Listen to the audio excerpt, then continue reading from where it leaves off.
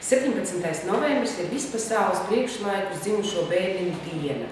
To atzīmē visur tur pasaulē, kur ir šādi bērniņi. Jau 3. gadu šo dienu atzīmē arī Latvijā.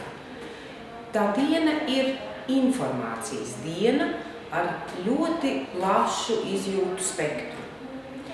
Tā ir pavadīta gan ar laimi un uzvaras prieku, gan ar lielām cerībām, gan ar pašreizējā momenta spriedzi, gan varbūt ar asarām.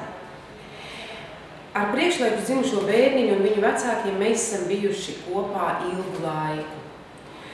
17. novembrī 6:00 es aicinu visus tos, kas ir bijuši kopā ar mums, uz jauku mirkli pavadītu ar brīnišķīgu mūziku un ar atkal redzēšanās prieku Domu baznīcā.